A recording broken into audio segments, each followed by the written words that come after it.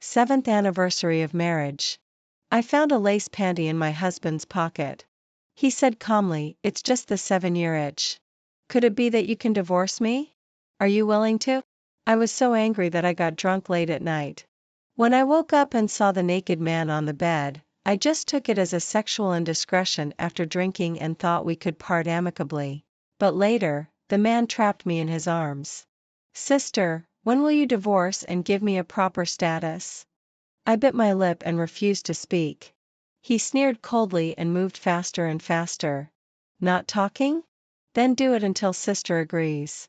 My husband is having an affair. He frequently doesn't come home, giggles while looking at his phone, and is getting colder and colder to me. All these once made me suspect that Ian is having an affair. Now the lace panty found in my husband's pocket confirms my suspicion. The deep red lace panty for women is very sexy. No wonder it can make Ian so infatuated that he even forgot our 7th wedding anniversary. When I threw the panty in front of Ian, there was not a trace of panic on Ian's face. He looked at me calmly. "It's just the 7-year itch." There was no panic, no excuse, and he was very calm. It was as if an invisible hand was tightly wrapped around my heart, making it hard to breathe. Ian's tone was sarcastic. "Could it be that you can divorce me? Are you willing to?" The contempt and sarcasm in his eyes pierced my internal organs like sharp blades. I stared at him for a long time and said, "Today is our 7th wedding anniversary." Ian raised his eyebrows and sneered. He stood up and walked up to me and kissed me on the face. "Happy anniversary, wife." Sitting in the car, I wiped the place where Ian had kissed in the rearview mirror. My temples were throbbing. The pain of heartache and palpitations came up together, making me feel suffocated. I almost ground my back molars. I took a deep breath and started the car. Mom was having afternoon tea in the conservatory. I told her that Ian was having an affair. Mom just gave me an indifferent look and continued to drink her afternoon tea. There is no man who doesn't cheat. You have to find a way to win back your husband's heart and make him return to the family. I told you earlier to have a child. It's a pity that your belly is not up to it. Otherwise, you wouldn't be so panicked now. I looked at Mom silently. I opened my mouth but couldn't even utter a syllable. Right. I was too naive and fantasized that my family would support me. Before I left, Mom called me. "Vivian." I paused but didn't turn back. Mom's warning came from behind. "Don't think about divorce. If there is no support from the Yi family, what about the company? Don't be too selfish." The next day, I was woken up by the alarm clock. I opened my eyes with difficulty and groped to turn off the phone alarm. Looking around, judging from the decoration, I should be in a hotel. My whole body ached. Even moving a finger made me feel like my body was falling apart. In the midst of a splitting headache, I recalled what happened last night. My sight was fixed on a certain silicone object on the ground, and I was instantly stunned. I was about to get up in a hurry, but my hand touched something. I turned my head stiffly and looked. It was a man. The moment I saw the man's appearance clearly, I wished I could die immediately. Quinn, who took over Shuriwa Group at the age of only 25, has extremely cruel ways of doing things and is extremely nitpicking in work. He is also the cooperation partner I have coaxed for nearly half a year. The ambiguous memories of last night swept over like waves. I hurriedly put on my clothes and was ready to run away. Just when I was putting on my shoes, the man's hoarse voice made me stop. "Sister, where are you going?" "Sister? Mr. Quinn. When did I become your sister?" I looked at him with tears in my eyes. Quinn leaned against the backrest, looking lazy and calm. He raised one eyebrow and looked at me. I answered with a stiff upper lip. "I should go to work." Quinn snorted. I thought sister was going to leave me and run away. He called me sister one after another, making me get goosebumps all over. I left a sentence. "Don't be late for work." Then I fled in panic. When I arrived at the company, I realized that I had disappeared all night and Ian didn't even make a single call. Right. He is in the arms of a beauty now. How could he think of his original wife? In the next few days, I asked others to attend all the meetings that Quinn would participate in on my behalf. I really didn't know how to face Quinn, so I simply pretended to be an ostrich. But my ostrich act only lasted for 2 days before I was calculated. I was invited to a dinner. As soon as I entered the private room, I saw Quinn sitting in the main seat. Seeing me come in, Quinn looked up at me, curled his lips slightly, and silently made a lip shape to me. Sister. The moment I recognized his lip shape, I just wanted to turn around and run away. During the meal, Quinn's eyes fell on me from time to time. I could feel it but didn't dare to look at him. Suddenly, an old man without good eyesight pointed at the ambiguous mark on Quinn's neck in surprise and said, "Does Mr. Quinn have a girlfriend?" I looked at Quinn guiltily. Quinn gave me a meaningful look. Not a girlfriend yet. She probably thinks I'm not good enough and is hiding from me and refusing to see me. I awkwardly raised my wine glass and took a sip of red wine. Then I got up and went to the bathroom. After coming out from the bathroom and calming down, when passing the corner of the corridor, I happened to bump into Quinn, who was waiting for me. Quinn looked at me, who had nowhere to retreat, curled his lips and smiled silently. "Sister, why are you avoiding me?" My lips twitched. "Guess why I'm avoiding you?" "Because I'm a married woman, and you are the most sought-after diamond bachelor in the capital." I summoned up my courage and replied to him, "I'm already married." Quinn's gaze fell on the wedding ring on my ring finger, and his eyes darkened. "I have a husband." Quinn's gaze held a dangerous meaning, burning and gloomy. "But that night when you asked me to slow down, you didn't." I quickly covered his mouth. "Lower your voice. Is it glorious? I'm a married woman. Do you think it's appropriate for us to be involved?" Quinn grabbed my wrist and forcefully removed it from his mouth. His dark eyes looked at me. "But you seemed so comfortable that day. How is it inappropriate?" I was afraid that someone would appear and hear our conversation, so I wanted to pull him away first. "It's simply not." My words were choked off in my throat. I saw Ian come out of the private room with a girl in his arms. The girl didn't know what she said to him, making him laugh. He lowered his head and kissed the girl. Quinn followed my gaze and his face darkened. He hugged me and held me tightly in his arms. He whispered in my ear, "Don't look dead." I don't know how long I walked. Suddenly, a downpour began to fall from the sky. I didn't even take my coat. The clothes on me were extremely thin. When the cold wind blew, it was bone-chilling cold on my body. I squatted by the roadside, and the scene of Ian kissing the girl kept appearing in front of my eyes. My stomach kept churning. I felt extremely uncomfortable. I was completely soaked and shivering from the cold. Suddenly, a coat covered me, covering my whole body. The familiar smell of the coat came, and the smell of tobacco mixed with the scent of cedar invaded my nostrils. I looked up at the owner of the coat. Quinn was standing in front of me with an umbrella. He looked down at me lazily. We silently stared at each other without speaking. Quinn extended his hand, and his voice was a little low. "Sister, come with me." As if by magic, I took his hand. I said, "I have nowhere to go back to." Quinn took me back to his home. "Take a bath first. Don't catch a cold." I took a simple bath. Quinn didn't have women's pajamas at home, so I wore one of Quinn's shirts. The wet ends of my hair were dripping water, creating water stains on the shirt. I sat silently on the sofa. Quinn's voice came from above my head. "Drink a cup of hot water." I took the water cup from Quinn and took a sip. Quinn picked up a towel and helped me dry my hair. We were very close. I could even hear Quinn's heartbeat. Such a posture and distance created an ambiguous illusion. My gaze fell on the ambiguous hickey on Quinn's neck, and I was a little lost in thought. There was a subtle but undeniable ambiguity spreading in the living room. "Sister." Quinn's deliberately lowered voice was extremely seductive. "Want a kiss?" I stared at him in a daze, and my ears tingled a little. The living room light was a little dim, and the ambiguous atmosphere was multiplying every minute. In the next second, I kissed his lips. Quinn held the back of my head. His aggressive kiss made me unable to exert any strength. Really annoying. He buried his head in the crook of my neck. Sleeping with someone else's wife and being a mistress really sucks. Sister.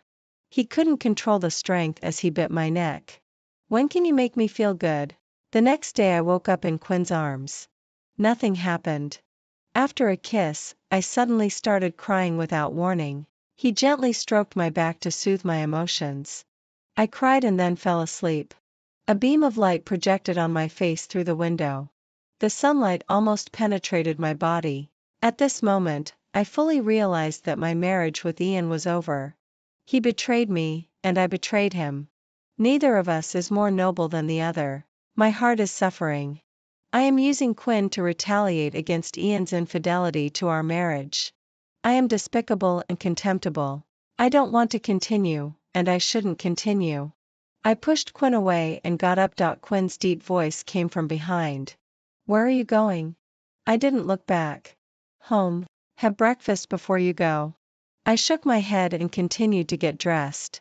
I didn't go back all night. My husband will. Quinn interrupted me with a sneer. Since last night, your phone hasn't even rung once. Your husband doesn't care at all where you are or what you did with whom. He tore open the ugliness of my marriage in an almost cruel way. I turned to look at him. Quinn's dark eyes were very deep. It has nothing to do with you. I have a husband. The relationship between me and you is at most a one-night stand. It's not even an extramarital affair. There won't be a third time between me and you. After I took a bath and came out at home, I happened to bump into Ian, who had just arrived home. Ian didn't come back all night. He came to change clothes. Just as Quinn said, he didn't know that I didn't come back all night, and he didn't know that I had slept in another man's arms all night. Because he was busy being affectionate with his new love. The unobscured hickey on his neck was proof. I stared at the hickey on Ian's neck in a daze. I remembered the girl who was coquettishly talking to him with a smile. She was very young, just as young as I was 7 years ago. She should have just graduated from college. Her eyebrows and eyes were youthful, and even her voice was sweet and soft. My marriage with Ian was begged for by my parents at the cost of their dignity. The Yi family is prosperous and has strong strength in Jiangcheng. At that time, my family was on the verge of bankruptcy. If I marry Ian, the Yi family will inject capital and save my family's broken capital chain. In everyone's eyes, my marriage to Ian is including my parents. For 7 years, I have tried hard to be a good wife and mother, taking care of Ian's daily life in every detail. I please my parents-in-law and also take care of my career. I asked him, "Where did you go last night?" Ian paused while putting on his clothes. There was a hint of impatience in his deep and cold eyebrows and eyes. "I worked overtime and slept in the company." I twitched the corner of my mouth and tore apart his lie. "That girl is very beautiful and very young." Ian stopped his movements and frowned at me, warning, "Don't touch her. She is timid and will be frightened." Listening to his protective warning, my mind went blank. Ian tied his tie and took out a box of medicine from his pocket and threw it on the bed. "This month's medicine. Don't forget to take it." After we got married, Ian asked me to take birth control pills. He didn't want me to have his child. He said he hated children. I have been taking this medicine for 7 years. I endured the pressure to have children from both parents alone. But at the beginning of every month, he would put the medicine on my bedside on time and force me to take it.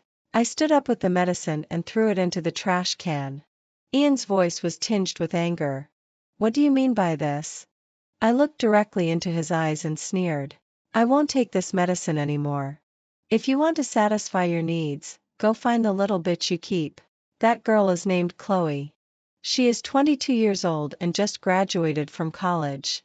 Now she is your husband's secretary."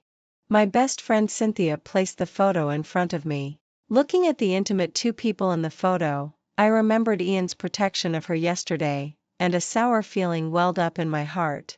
Cynthia looked at me and seemed to want to say something but hesitated. I told her to speak directly. I frowned and looked at the photo. The girl in the photo did indeed look 6 or 7 points similar to me when I was in my early 20s. I looked at Cynthia in a daze, just in time to meet Cynthia's. "You are still alive, and your husband is already playing the game of finding someone similar to you. I can't even imagine what that surnamed you will do if you die. I think he just wants to disgust me. He has never liked me. Where is there any similarity? He wants to imply that I am old and find a young one to replace me. There was pity in Cynthia's eyes as she looked at me. So what are you going to do? I was silent for a long time, and my mother's words rang in my ears. Vivian, don't think about divorce. If there is no support from the Yi family, what will happen to the company? Don't be too selfish. In fact, my marriage to Ian is not up to me to decide. After getting married, I played the role of a perfect wife. In the eyes of outsiders, I am successful in my career and have a happy marriage. I am the envy of everyone in the wives' circle. I have too many things that I cannot give up. Cynthia saw my dilemma and said to me, no matter what decision you make, I will support you. But I don't want you to continue to wrong yourself. You have never been happy in this marriage. I don't want you to be unhappy. I looked past her at the floor-to-ceiling window behind her. The sun shone on the desk through the window. I couldn't help but think of the day when I lay in Quinn's arms. The sun also shone on me through the window like this, making my betrayal of marriage impossible to hide, as if it were going to penetrate my body and my soul. Quinn's dark eyes flashed through my mind. Now what right do I have to blame Ian for his betrayal of our marriage? He keeps a young girl, and I sleep with a young boy. What's the difference between us? I just want to keep this matter buried in my heart. As long as Ian is willing to return to the family, I will still play the almost perfect Mrs. Ian in everyone's eyes. Save my nearly broken marriage. In the conference room, Quinn sat opposite me, looking at me inch by inch. It has been more than half a month since we last met. I didn't bury my head in the sand like an ostrich and escape self-deceptively. From the beginning to the end of the meeting, Quinn's eyes never left me. After the meeting, he stopped me. General Manager Vivian, please stay. The people in the conference room were very perceptive and left. Only the two of us were left in the huge conference room. You've lost weight. I didn't expect that this would be his first sentence. I miss you very much. I looked at him expressionlessly. I hope General Manager Quinn won't say things that can be misunderstood in the future. There was pity in Quinn's eyes as he looked at me. Your marriage boat has sunk. Aren't you going to change to another boat? Are you still going to die on that broken boat? I was a little angry. My marriage is none of your business. There was a little more pity in Quinn's eyes. You are angry because I am right. I just want to remind you that my boat will always wait for you. His voice was deep. My feelings for you are not just a one-night stand. I stared at him for a long time. The sourness in my heart continued to spread. My nose was sour, and I held back my tears. Quinn is right. My marriage is over. Ian hasn't come back for 3 days. The person arranged by Cynthia took a photo of him accompanying Chloe to the obstetrics and gynecology department. Ian, who had disappeared for 3 days, came back. Looking at his expression, a sense of uneasiness welled up in my heart. Ian stared at me for a long time and then spoke resignedly. He said, Chloe is pregnant. It was as if something had pierced and gnawed at the deepest part of my heart, bringing a dull pain that I couldn't bear. Amid a severe ringing in my ears, I heard Ian's voice intermittently. It was just an accident. I had originally wanted to calm down with all my might, but just as I couldn't control the stabbing pain coming from my heart, I also couldn't control my malicious words. Son of a bitch, how much longer do you intend to humiliate me? You can't control your lower body. That's fine. But you also let the whore you keep outside get pregnant. What are you going to do next? Bring her back and let her be Mrs. Ian? Ian's face was gloomy as he listened to the malicious words I had never said on ordinary days. I smashed the teacup at hand.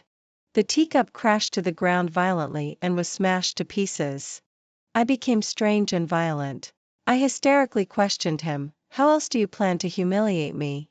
Ian defended himself. I said, this is just an accident. I looked at Ian, feeling more and more sorrow and powerlessness. We stared at each other in silence. I had a suffocating feeling as if I were a prey tightly wrapped by a python, and even my right to breathe was cruelly taken away. At this moment, the phone kept ringing. I forced myself to calm down and answer the phone.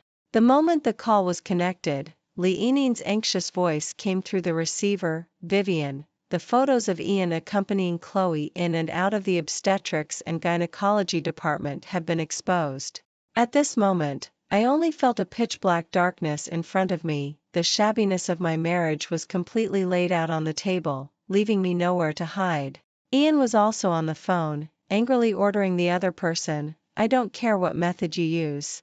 Take down the news for me." Immediately, the moment I hung up the phone, my mother's call came in. I hung up the phone and pressed the power off button. Ian took a deep breath and assured me, "The news will be taken down soon." His eyes were bloodshot as he admitted his mistake to me. "We will get through this difficult time together." This time it was my fault.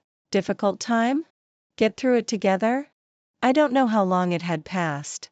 I only felt a chill on my face. I looked at the mirror not far away and then realized that my face was covered in tears. I wiped away my tears and stared at Ian for a long time. "Ian, perhaps you don't believe me, but I really loved you." My voice was choked. "Very much. When I heard that the person I was going to marry was you, I was so happy that I couldn't sleep all night. I thought that finally God had shown mercy on me and I could marry the person I liked. I had a crush on you since I first saw you at the age of 15. I had a crush on you for 7 years. I married you at the age of 22. After 7 years of marriage, I spent 14 years liking you. You occupied all of my youth. I thought that as long as I became the wife you wanted, you would like me. All these years I have always wanted to have a child, but you didn't. You were better at taking safety measures than anyone else. You watched me take birth control pills every day. And you also announced to the outside world that we had been trying hard, but it was just that I couldn't get pregnant. All these years when I couldn't have a child, I endured the sarcasm of your parents and the difficulties and cold stares from your lofty mother.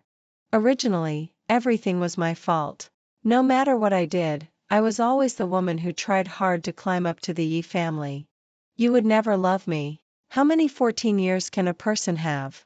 Ian had always known that I liked him. Although my crush on him in my youth was not blatant, the love of a young girl could always not be hidden. Just like covering one's mouth, love would still escape from the eyes. So on our wedding night, he looked down at me condescendingly and said to me, "You really have the ability. You actually married me." I was at a loss because of his sudden coldness. Clearly, when we were discussing marriage, he wasn't like this. He looked down at me for a long time, his expression cold. "As long as you play the role of Mrs. Ian well, I won't let anyone or anything threaten our marriage. You will always be Mrs. Ian." I believed him. All these years I have been dedicatedly playing the Mrs. Ian he wanted, not daring to be the slightest bit lax. But what did my efforts bring in return? A trace of complicated emotion flashed in Ian's eyes. He said, "Chloe is just the 7-year itch. She has no meaning to me at all. I just think that we have been together for too long and there is no freshness anymore." I didn't expect things to develop to this point. I raised my hand and wiped the tears on my face. I heard myself say, "Let's get a divorce." Ian asked me in disbelief, "What did you say?" I repeated, "Let's get a divorce. The child in Chloe's belly can't become an illegitimate child of the Yi family, right? Are you willing to let Chloe be wronged?" Vivian, who didn't have a relationship with Quinn, can stand on the moral high ground and condemn Ian, but today I can't. Although I didn't get Quinn pregnant, I have already cheated on and betrayed my marriage.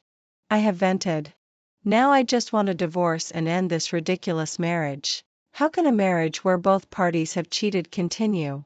Ian expressed his thought, "She can give birth to the child and you can raise it." I looked at Ian in shock. The shock his words brought me couldn't help but make me laugh. I laughed loudly. The almost hysterical laughter resounded in every corner of the living room. I slowly stopped laughing and wiped the tears from laughter at the corners of my eyes. "Ian, thank you. You have made all this easier. These 7 years of marriage have been like a nightmare. Now it's time to wake up." I was like a madwoman throwing my things into the suitcase. Ian stopped me and shouted at me, "Where are you going?" "Moving out." I said I want a divorce from you. Ian kicked over my suitcase. His expression was twitching with anger. It seemed that the word divorce had touched his reverse scale. He raised his hand and tightly pinched my chin, forcing me to look directly into his eyes. He gritted his teeth and said, "I will not divorce you unless I die. When we got married, we took an oath to share life and death and never abandon each other." I sneered, "When you were sleeping with other women, did you think of our oath?" Ian lowered his eyes, and his eyes darkened sinisterly. "You are my wife and different from all other women outside." Listening to his high-sounding words, I just wanted to spit in his face. I shook off his hand and looked at him coldly. "I will ask my lawyer to contact you." I turned to leave. Behind me came Ian's threat, "Do you think you can bear the consequences of divorcing me?" I paused in my steps, turned to look at him, and retorted sarcastically, "Are you talking about the consequence of splitting half of your fortune? I think I will enjoy it very much. It must be very cool." I thought about leaving gracefully without taking anything. But the ideal is full while the reality is very skinny. Divorcing Ian means I must break with my family. I will lose both my marriage and my job at the same time. I also have to survive. So I used all my savings and hired the best lawyer team in the country to help me. Sure enough, in less than a day, my office was emptied. This is a warning from my family. My mother's phone call also came as expected. "I've told you not to think about divorce.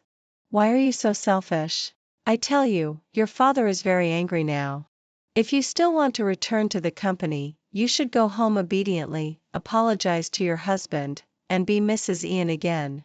Do you really want that bastard to take over your position?" My silence made her even angrier. "I have tolerated your father's illegitimate child outside entering the Shin family.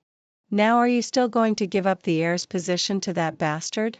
How could I have such a daughter like you? Are you really going to piss me off? I climbed up to the Yi family for you with great effort to help you secure the heir's position. It's not for you to divorce just because of a little grievance." I directly hung up my mother's phone.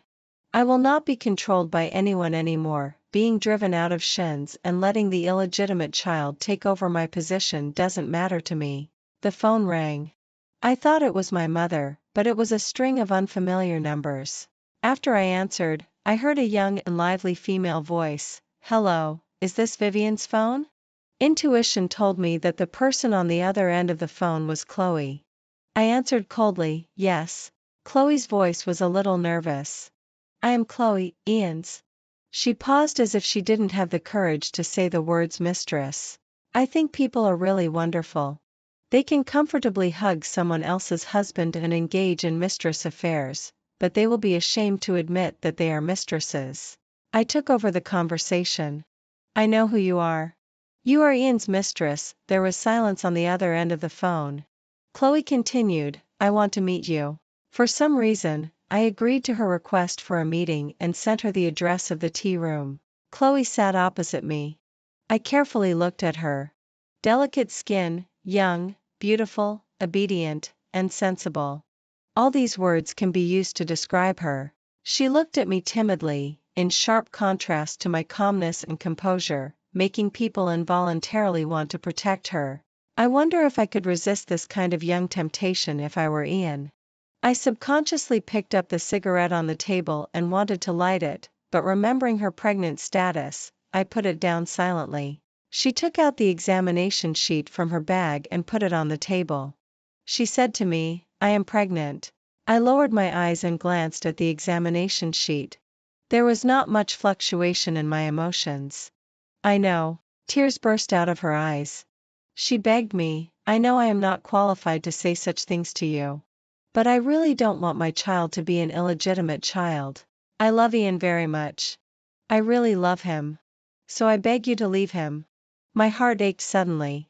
At this moment, I suddenly felt a little sorry for Chloe. She didn't know that Ian wanted to give her child to me to raise. She didn't even know that I had already broken up with Ian. I asked her, "Haven't you met Ian these days?" Chloe cried even harder. "I couldn't contact him after I told him I was pregnant. I had no choice but to come to you." I pushed the tissue box on the table towards her. "I have already proposed divorce to Ian. The person you should persuade now is not me but Ian. After saying that, I picked up the pregnancy test sheet on the table and put it in my bag. There is no reason not to take the evidence that is delivered to the door. I got up and left the tea room. As soon as I opened the door, I saw the man in a suit waiting for me at the door. He was my mother-in-law's secretary. The secretary greeted me politely, "Madam wants to meet you alone." My mother-in-law was still in that superior manner. When she saw me coming in, she asked me to sit opposite her. Her time has always been very precious, so she didn't beat around the bush and exchange pleasantries with me. Instead, she got straight to the point. Which man doesn't play around outside? But this time Ian really did wrong. He shouldn't have made someone else's stomach big. Mother-in-law took a sip of tea. "We do look forward to having a grandson. The Yi family is not the Shen family. We will definitely not let an illegitimate child in." At this critical juncture, she still didn't forget to taunt me about the matter of my having an illegitimate younger brother. She examined my expression. "If you are willing to raise that child, we will let her give birth. If you are not willing, this child will not be born." Looking at this cold-blooded woman in front of me, she is forcing me to make a choice. It felt like a huge rock was pressing on my chest, making it hard to breathe. I stood up and didn't want to continue this topic. I looked down at my mother-in-law condescendingly. This was the first time I had looked at her like this. "The child is not in my belly. That is the child of your Yi family. His fate has nothing to do with me and is not something I can decide. But this marriage, I must get divorced. No matter what price I have to pay, I will no longer let this nominal marriage trap me." I turned and left. After holding the doorknob, I turned to her and said, "These years it's not that I can't have a child. It's that Ian has been making me take contraceptives." The lawyer said that Ian tore up the divorce agreement in front of him. His such a violent reaction was beyond my expectation. "Then send a copy to his company every morning, noon, and night. There will always be a day when he can't tear it up." After saying that, I finally turned on my commonly used mobile phone.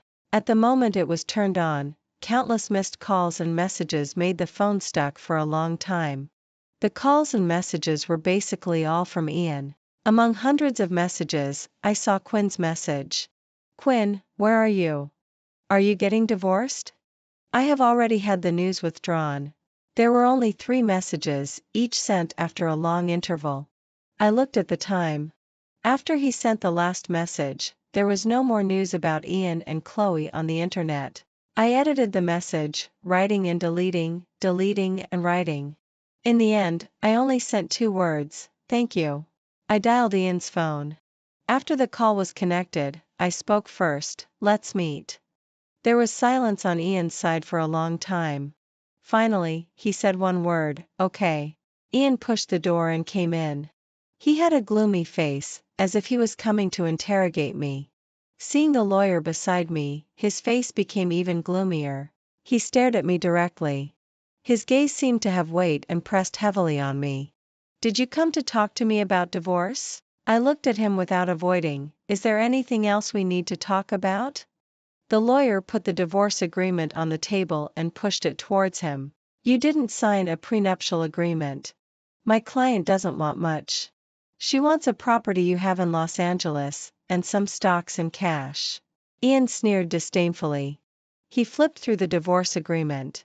"Didn't you say you want half of my fortune? Why do you only want such a little thing?" I wasn't. I just looked at him indifferently. "The one who made a mistake is not only you. I won't ask for too much. I just need something that can let me live safely." Ian wouldn't think that the mistake in my mouth was actually that I had a relationship with Quinn. He just thought that the mistake I was talking about was marrying him. I said, "As long as you don't want it, I won't let Chloe give birth to that child. As long as you are willing to go home and continue our marriage, I can give you anything you want." I was still very firm. "I want a divorce." "You said you liked me, didn't you? You liked me for 14 years. After liking me for so long, how could you give up so quickly?" "I just made the mistake that all men in the world make. If you give up so easily, then what is our 7-year marriage?" I answered without hesitation, it's that I misjudged. It's that I was delusional. I said, let you raise this child. My expression became gloomy in an instant, and a stack of documents beside me was directly thrown at Ian. I asked him hoarsely, I had a child before, remember? A trace of panic and sadness appeared in Ian's eyes, exactly the same as what I saw when I had a miscarriage 2 years ago. It was the medicine you gave me. Those medicines made me lose my child. Ian still wanted to defend himself, but I stood up and grabbed his collar. The distance between us was suddenly shortened. I exerted so much force that the veins on the back of my hand bulged. My eyes were bloodshot. I gritted my teeth and said, you killed your own child with your own hands. How dare you ask me to raise someone else's child now? Ian was stunned by my violent appearance. He had never seen me so before. His voice was trembling. Sure enough, you have always hated me. I stared fixedly into his eyes and asked him in return, shouldn't I hate you? His eyes were full of tears, and a look of despair and trance appeared on his face. You should hate. You really should hate. I think I will never forget that day. It was an afternoon. I was taking a bath when suddenly there was an unbearable pain in my abdomen. Immediately after, a warm current flowed down my legs, and blood spread in the water. I put on my clothes with difficulty and asked the nanny to call an ambulance for me. I fainted before the ambulance arrived. I woke up from the extremely tearing pain. What I saw was the pale wall. The doctor said I had a miscarriage. I don't know how this child was conceived. The doctor said that even if taking contraceptives, it is possible to get pregnant. Ian just looked at me indifferently. The doctor said that you also took medicine when you were pregnant. You couldn't have given birth to this child anyway. Just right. I don't want a child either. After this incident, the project that the company had been negotiating for more than half a year was finally settled. The other party took the initiative to come to us and hinted in every word that someone above me had given an order. After the contract was signed and sealed, I returned home. Ian was not asleep and seemed to be waiting for me. He asked me, did you settle it? At this moment, I fully understood that this was the Yi family's compensation for my loss of the child. The child I lost brought a huge contract to the company. This is the Yi family's compensation for me. My whole body was stiff, and there was a short-term tinnitus in my ears. I seemed to hear the sound of dignity falling to the ground and being smashed to pieces. My mother finally found my apartment. Her slap landed hard on my face. I am the process of my growing up. I can't remember how many slaps like this I have received. If I didn't pass an exam, my illegitimate younger brother Henry would be slapped. If I did something that didn't meet her wishes, I would be slapped. At my age, I am still being slapped. She hates having to raise an illegitimate child. She hates that I am not a boy. She hates that her husband is unfaithful to her, making her a joke and a topic of conversation among people. Immediately after that, her scolding resounded in every corner of the corridor. For a person who cares so much about face like her, she couldn't even wait to enter the room before taking action. Did you go to see Ian with a lawyer? Do you really want to drive your mother to death? Your mother-in-law has told me that as long as you don't want that child, it won't be born. The Yi family has given you enough face. What else do you want? It's just an illegitimate child. Just raise it. I, who had been silent all this time, was enraged by her words, and a burst of resentment rushed to my head. I stared firmly into her eyes and tried hard to control my voice from trembling. I won't be like you, enduring humiliation and raising a bastard just for others to call me Mrs. Henry. I will inherit your jewels, your real estate, and all your wealth.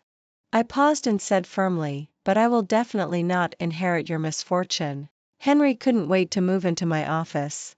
He also sent me a photo and said that he had changed the sofa in my office.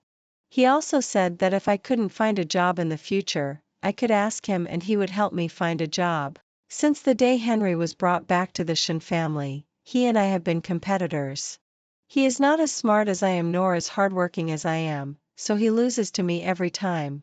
If he didn't take the opportunity to kick me when I'm down, I would find it strange.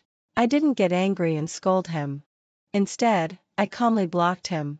Without the support of the Yi family, under the leadership of a mediocre person like Henry, how long can the Shen family linger on? Cynthia called to remind me that I need to attend a dinner party today.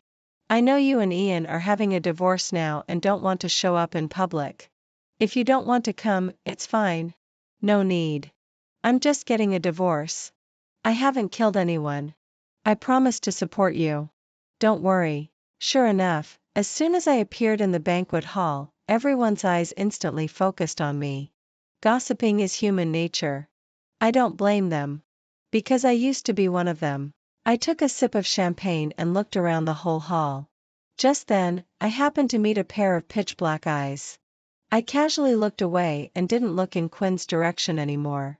Everyone was silently praying in their hearts that Ian would appear so that they could watch a free drama. Unfortunately, until the end of the banquet, Ian didn't appear. They didn't see the Shura field they wanted to see. I even felt sorry for them. Even in the bathroom, I heard people discussing me and Ian. How could Vivian, who is so proud, be willing to raise an illegitimate child? Usually pretending to have a happy family, but it still turns into chaos. With warm water pouring on the back of my hand, I quietly listened to the conversation of two women. Vivian marrying Ian is a marriage up. I thought Vivian would endure humiliation.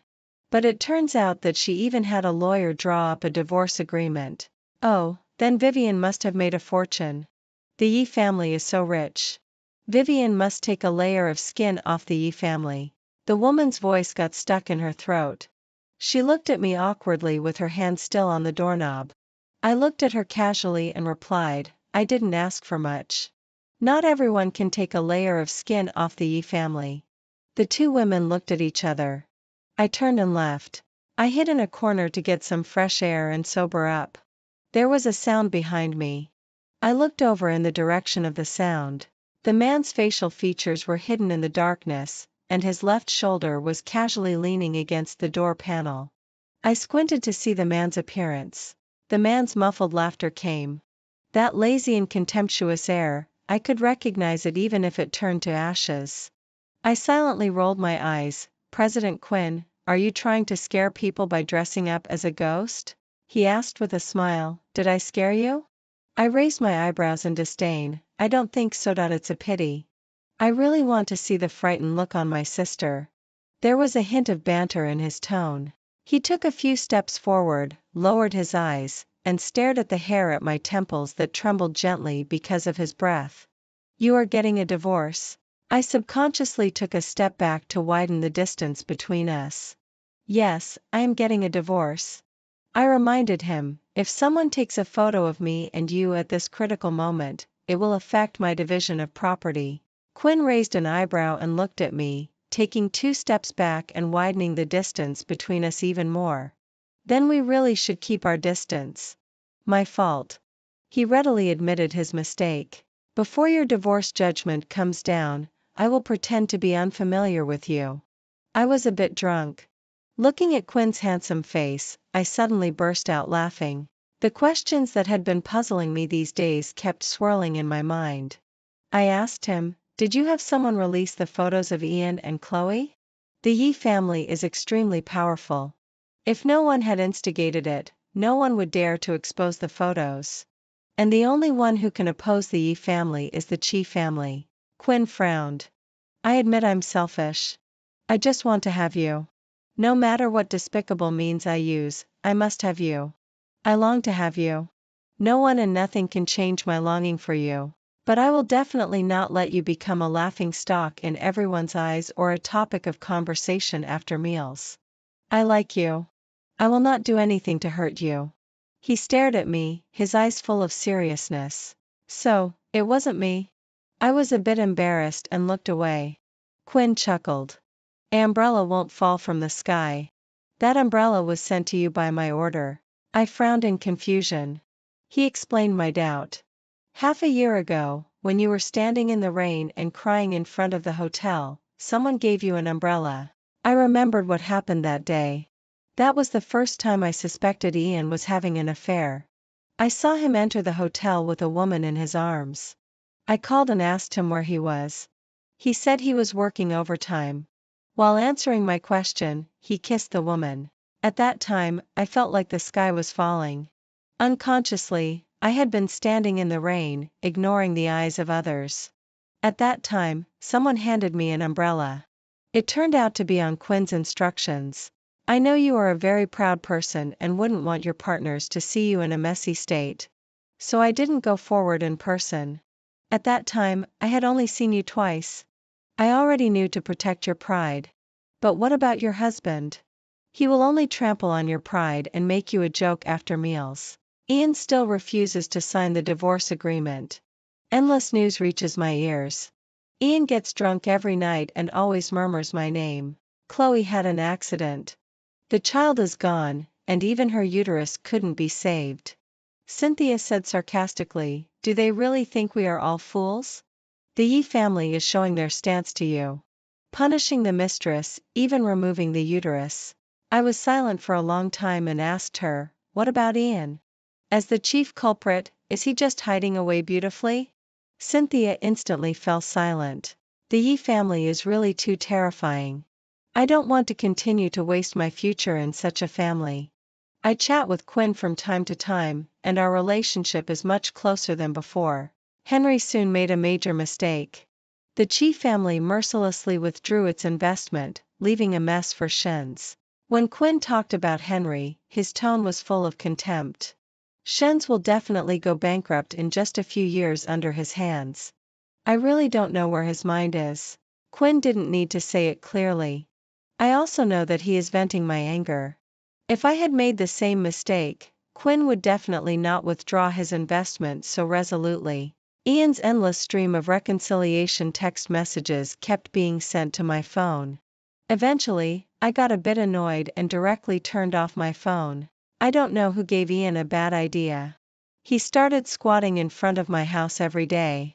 I could see him as soon as I walked to the window. I thought he would give up after 2 days, but unexpectedly, he persisted for a long time. When I got out of the car, Ian saw me and dropped the cigarette between his fingertips. I was a bit helpless. "Don't you go to work, wife?" he called me in a low voice. I frowned. "If you refuse to sign the divorce agreement, I will file for divorce through litigation. At that time, it will be bad for everyone, especially you. I am no longer at Shen's. I don't care whether Shen's and Ye's stocks will plummet because of this, but you can't do it. The people of the Yi family won't allow you to do this either." Ian pressed his lips tightly. "I don't care. I just want you to come back to me. Chloe has been dealt with. I will never do anything to hurt you again. I now realize that I have always loved you. I already know I was wrong." His voice was tinged with pleading. "I will never force you to take medicine again. If you want a few children, we will have as many as you want. I promise I will be good to you." I looked at him coldly. What he promised to give me now is what I have been longing for in 7 years of marriage. But now, I don't want anything anymore. I just want freedom. No longer Ian's wife, the virtuous wife in others' eyes. "But Vivian." I still looked at him coldly. "I only ask you to sign the divorce agreement. Otherwise, I will file a lawsuit." Ian stared at me. The complex emotions in his eyes surged like an undercurrent. In the next second, he actually knelt down straight. I glanced down at him and turned around and left without hesitation. On a rainy night with pouring rain, a domineering president who kneels down to ask his ex-wife to reconcile. It's just like the romance novels I read when I was young. It's simply the standard configuration of a chasing wife crematorium. At this time, the heroine usually softens her heart. But in real life, I will only think Ian is stupid. His knees are not so precious in my eyes. I sat in silence all night. Ian knelt downstairs all night. When the sky was just dawning, Ian's secretary took him away. Even from a distance, I could see that his face was extremely pale and he was in a mess. Ian was sick and had pneumonia. Mrs. Yi called me. In the call, she lost her usual arrogant air and vaguely had a hint of ingratiation. Instead, I was a bit unaccustomed to it. "Ian is quite seriously ill. He has been murmuring your name. Can you come to the hospital to see him?" My tone was cold and distant. "Mrs. Yi, I think Ian and I are not in a relationship where I can visit him in the hospital now. Mrs. Yi obviously paused on the other end of the phone. After all, I have been very docile all these years and never refused any of their requests. Mrs. Yi, I have already told Ian that if he is unwilling to divorce by agreement, I will file a lawsuit. If we go through litigation for divorce, it will definitely have a negative impact on the Yi family. You'd better persuade him to sign the agreement as soon as possible.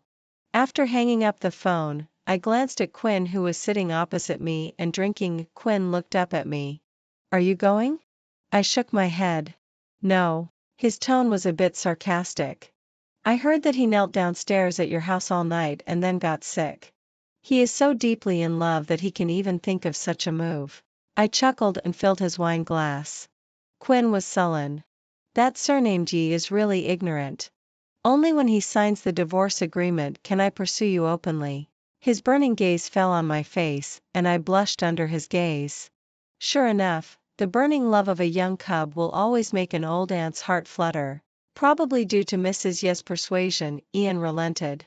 He said he was willing to sign the divorce agreement. He didn't look well and was haggard. In the past, I would have been extremely distressed. I signed the agreement without hesitation. My decisiveness seemed to sting him. Are you so eager to divorce me? I said, yes, it's been a long time. Ian's eyes darkened, and his voice was a bit low. You have been wronged all these years. I didn't refute him because I didn't want to recall any more the pain I suffered in this marriage. I only want a new future, a future free from emotional and family constraints. At this age, I finally want to live for myself once. I know it's not too late. Ian and I walked out side by side from the Civil Affairs Bureau. Looking at the divorce certificate in my hand, it seemed that the air was much sweeter than before. On the contrary, Ian was like an eggplant beaten by frost, with only sadness on his face. At a glance, I saw the black Bentley not far away. That was Quinn's car. He said he would take me to celebrate my divorce. I turned to look at Ian. I said to him, do you know why I didn't forcefully take half of your fortune when you made a mistake? Ian looked at me blankly. Because you are not a greedy woman. I chuckled. Ian had shared the same bed with me for 7 years. Just as Quinn said, he really didn't understand me at all. No, I have always been a very greedy person. I originally wanted to tell him that I had also been unfaithful so that I could hurt him. But then I suddenly remembered that the real estate had not been transferred yet. I'd better tell him after the transfer. In the end, I just managed to say, take care. Ian's mouth moved, but he didn't utter a syllable. I turned and left without looking at Ian again. I got into Quinn's car. Quinn looked at the divorce certificate in my hand and said to me, congratulations. Looking at the divorce certificate in my hand, I couldn't help but curve my lips from the bottom of my heart. Yes, congratulations to myself. Then can I pursue my sister openly now? Quinn's tone was full of uncontrollable excitement. I looked at Quinn and blinked. You still have to wait in line. I still want to enjoy a period of single life. Quinn's face darkened a bit. In the end, he still chuckled. Okay. I will obediently stay by my sister's side and watch my sister enjoy her single life. Now I just want to be alone with myself and think about what I really want. Run towards my future, towards my future, towards my future, towards my future, towards my future, towards my future.